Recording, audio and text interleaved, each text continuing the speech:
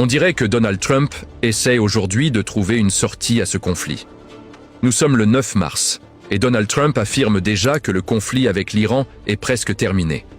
On dirait qu'il se prépare à revendiquer une victoire. Il dira probablement « Nous les avons détruits, nous avons gagné ». Et maintenant, nous devons simplement revenir en arrière. Depuis le tout début, toute cette situation a été embarrassante. Hier dimanche, le ministre iranien des Affaires étrangères a admis que la Russie aidait l'Iran. On lui a demandé si la Russie fournissait des informations, notamment les positions de l'armée américaine, afin que l'Iran puisse les bombarder. Sa réponse a été claire. Ce n'est pas un secret que la Russie nous aide. Lorsque je venais ici pour parler avec certains d'entre vous, je sais que beaucoup comprennent déjà cela. Mais il y a toujours des marionnettes du système, des gens qui refusent de se libérer de la propagande occidentale. Ils disent que les États-Unis sont le pays le plus puissant du monde et que la Russie est faible. Quand je disais que les États-Unis n'allèrent pas envahir l'Iran, c'était parce que je pensais qu'ils comprenaient leurs limites. Je pensais qu'il y avait encore des adultes à la Maison-Blanche capables de dire « Il y a une ligne rouge à ne pas franchir ». Mais ce que nous voyons aujourd'hui est exactement ce que beaucoup d'analystes avaient annoncé depuis le début. Avant d'entrer dans le vif du sujet, je vous demande une chose. Vous êtes sur Poutine TV. Ici, on analyse, on réfléchit. Alors je vous invite dès maintenant à vous abonner, à liker et surtout à partager massivement cette vidéo. Votre soutien est essentiel.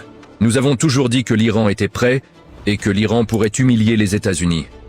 C'est ce qui se produit. La Russie attend une opportunité comme celle-ci pour répondre aux États-Unis. L'administration Trump aurait dû être plus intelligente. Dès que les États-Unis ont lancé leurs attaques avec Israël, beaucoup sont venus dire « Nous vous l'avions dit, vous aviez tort ». Mais l'analyse géopolitique n'est pas de la prophétie. Nous analysons simplement les événements à partir de l'histoire.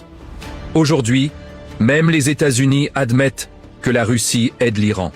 Ils cherchent une porte de sortie. Un rapport affirme que 173 soldats américains de la Delta Force auraient été capturés. Vous vous souvenez quand on disait que la Delta Force pouvait capturer n'importe qui avec des technologies incroyables? Maintenant, selon certains rapports, 173 soldats auraient été capturés. C'est pour cela que Trump essaie de sortir de ce conflit. Israël est tellement désespéré qu'il bombarde maintenant des raffineries de pétrole en Iran. Ils ne savent plus quelle cible frapper. Selon certains rapports, l'Iran aurait détruit de nombreux systèmes radars, ce qui aurait aveuglé leur système de défense. Chaque fois que les médias parlent des frappes iraniennes, ils disent simplement que l'Iran attaque des pays du Golfe. Selon certains témoignages, Tel Aviv subirait des destructions importantes. On parle de plus de 1000 soldats américains tués ou blessés. L'Iran aurait même perturbé le détroit d'Ormuz, ce qui a fait grimper les prix du pétrole aux États-Unis. Le nouvel ayatollah iranien pourrait être encore plus dur. Certains pensent que l'Iran pourrait maintenant développer l'arme nucléaire.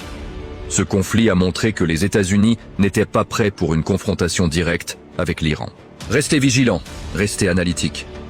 La réflexion critique est votre meilleure arme. Abonnez-vous à Poutine TV.